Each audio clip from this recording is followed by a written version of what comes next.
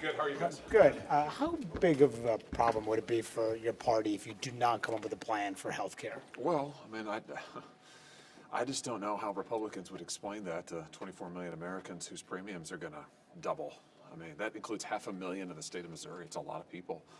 And I don't think they'll want to hear talk about, well, you know, no Republican has ever voted for this, that, and the other thing. They're not going to care. All they're going to care about is that they can't afford their premiums, which means they'll probably just drop their health insurance. I mean, my view is, Manu, health insurance is already too expensive.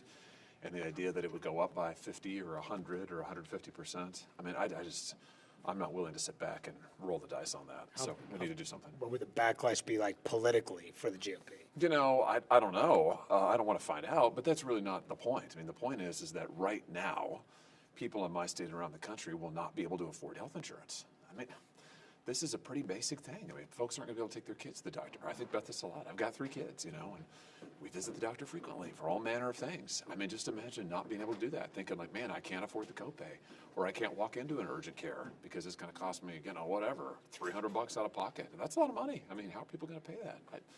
We need to think about the human cost of this, I think, and Republicans need to offer an alternative solution. Trump announced yesterday that he is going to be allowing the Nvidia H200 chips to go to China. I know that there are a lot of security hawks on China on Capitol Hill have been hoping that to not have that outcome. What's your response to the decision to send those chips? Well, my general view on this is that China's progress in AI is almost entirely parasitic on our technology, in particular on our hardware. So I don't want China to win the AI race. I want to win the AI race. And that winning means, among other things, making sure that AI is good for workers, that it's good for families, that people can use AI to get higher wages, not lower wages. But if we want to beat China, I think we need to constrain their ability to leverage our own technology. So I would think that we'd want to reduce their access to our hardware, not increase it. Now, the president has more intelligence about this in terms of information available to him than I do. So, you know, I think he deserves some deference here on this, so I'll certainly look at it. But, you know, there's a lot of different chips. That's one set of chips that's on the market. But I just think, as a general matter, I would want to constrain American hardware going to China. Senator, is it time for the Pentagon to release the video of the alleged double tap? You know, I defer. I noticed the president said he was going to defer to the defense secretary on that, and so you know, I'll do the same. I'll just say this: I know a number of my colleagues have seen that video. I have not, because I'm not on the committees of jurisdiction, but a number of my colleagues have seen it, and they have described it to me. And what they describe is very different than what has been reported in the news, for example. So, you know, my view is, I guess it's currently classified, but. You know, my view is I'm always in favor of transparency, and I just think on something like this, particularly, you know, when I have people who I trust, Republicans and Democrats, by the way, who've seen the video, who say, well, you know, it's a very different situation. I think that'd be helpful for the public to see it. You know, right. The fact that there's such a different impression from the people who've seen it, isn't that one of the reasons the American people should see it? Yeah, I mean, I'm a pro-transparency guy, so I just think, you know, there may be, and again, I haven't seen it, so maybe there's some aspects of it that give away intelligence, but you know, presumably, as we do with documents, you could blank that out, or I would urge, you know, if the secretary hasn't asked for my opinion, but my opinion would be you take whatever steps you need to redact whatever is truly sensitive, but otherwise I'd release it. I mean, I think the American people would like to see it.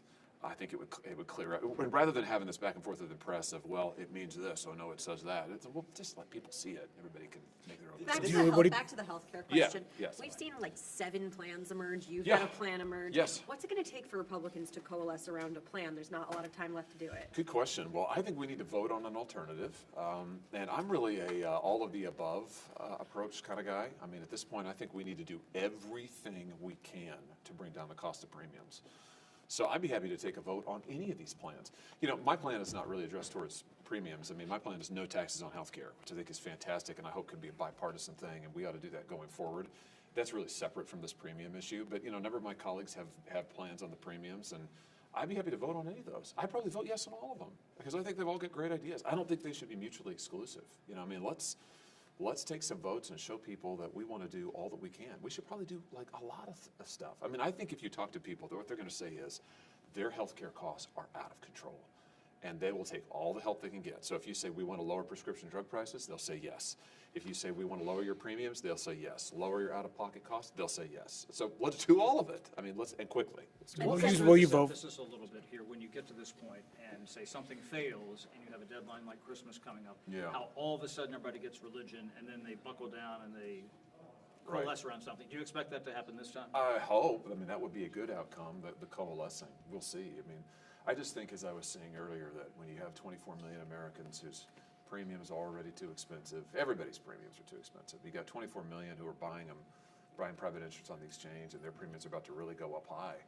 I think we better tell them that we're doing everything we can to try to bring their premiums down. And do you think the deadlines will help boost that a little bit? Well, I here? think they make it, I hope that will help focus people's minds. And I think all you have to do is go home and talk to people. I mean, I just urge my colleagues, like, if you haven't done it recently, just go take a stroll through a grocery store, go to the barber shop, go to church and talk to people. Unless Missouri is different than every other state in the union, I'll tell you what people will say. They will say, I'm really worried about the cost of my health care. I can't afford it. And it's not their fault they can't afford it. Will you vote for the Democratic plan? Well, let's see, Monty, where we get to in terms of what's on offer on our side, on the Republican side. But I'll just say, as I said to Allie, I mean, I'm really an all of the above and an all of the above posture at the moment. I'm willing to entertain just about any idea that will legitimately bring down the cost of health care. So I'm open to Even though anything. that whole idea of a 3-year, renewing, no, guardrails on this subsidies is kind of anathema to many Republicans. That's in play for you. Well, I just think that, listen, I think, Chad, everything has got to be in play. Any idea that will legitimately bring down premium costs and healthcare costs generally. I mean, I'm willing to entertain. Some things I like better than others. But at this point, and you sort of put your finger on it, up against the deadline, I mean, I want to send the message to my colleagues, let's consider everything. Well, let's not sit back and say, well, this isn't quite what I like. I don't quite like that. 24 million people are about to not be able to afford healthcare. Let's consider the full range, and surely we can find something that 60 of us can agree on. So, sir, do you think it's important for the Republican leadership to put forward a side-by-side on I Thursday? do. I really do. Yeah, I mean, if we don't do that, Alex, if we just vote, if Republicans just vote no on a Democrat proposal, let the premiums go up, and Republicans don't offer anything, what message is that going to send? I mean, I think people will, I know what people in Missouri will think. They'll look at that and they'll say, well, you guys aren't doing anything. You're just letting my premiums go up. Why are you doing that to me? And it's important to, I understand here, I've heard it, people here point fingers and say, well, 10 years ago I voted for this, 15 years ago I voted for that. People at home are going to say, you are hurting me. You're making my premiums go up.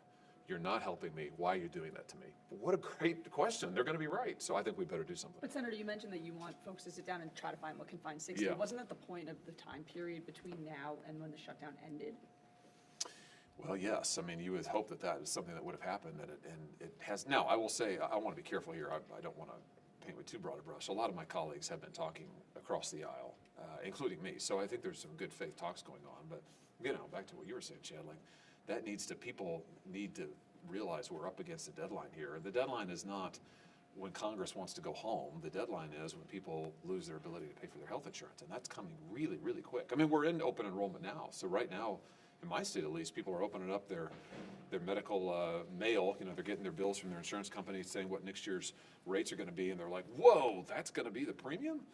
I can't afford that. So we need to do something ASAP. Just back on the boat strikes. Yeah. If the administration does not, boat strikes, you say? Okay. if the administration does not release the Yeah. videos, how do you think the public will respond to that? Well, I mean, Mono, listen, I'm in the same boat as the public, as I said, that I haven't seen the video either. So I think people will probably just, my guess is they'll sort of tune out the back and forth of the he said, she said it. But I think the way to clear that up is it's to do with the president. I mean, the president said he's going to defer to the secretary, defense secretary, and so I would just say to him, listen, if there's a way to release the video, which I have not seen, but if there's a way to release that does not compromise our intelligence gathering, I would urge him to do it. I just think, based on what people have told me who have seen it, they've said it's very striking. It presents a very different picture. So, it'd be good to see it. I'd like to see it, and I probably can. I could go see it in a classified setting.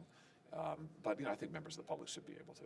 And Senator, can I just ask you about the NDAA? There's Okay. a provision that was left on the cutting room floor to expand IVF coverage for TRICARE. It was Okay. in the House version and the Senate version, but didn't make it in the final version. Do you wish it was in the final version? I don't know enough about that. I need to go back and look at the original. I just don't know. I'm reviewing the NDA now.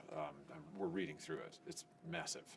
just massive. I can't say that I love everything I'm finding in there, but I'll have more for you on that. Can I just ask another question? Yeah. Just back to the semiconductors for a minute. Oh, So okay, it sounds yeah. like you are concerned about China getting these advanced chips, beating the U.S. in AI.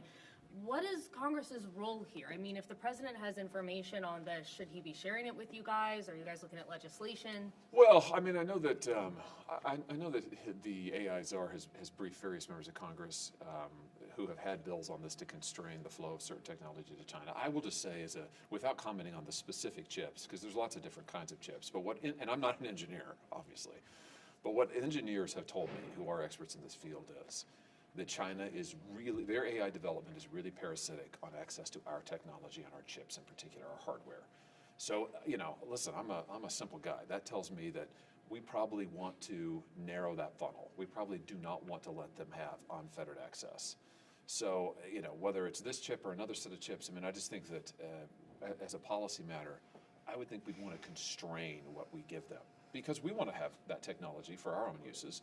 And I would just emphasize again, we want to develop it here at home in a way that protects American workers, that is good for kids and families. And I don't believe in this, AI development at any cost. We have to race to beat China, and therefore no constraints on AI. Well, if that means that our kids are going to be told by chatbots that they should kill themselves, if that means that workers are going to lose their jobs, then I'm not for that. So I think we've got to develop this in a way that's actually good for the United States of America. Thank you. Okay, guys. Yeah, great to see you all.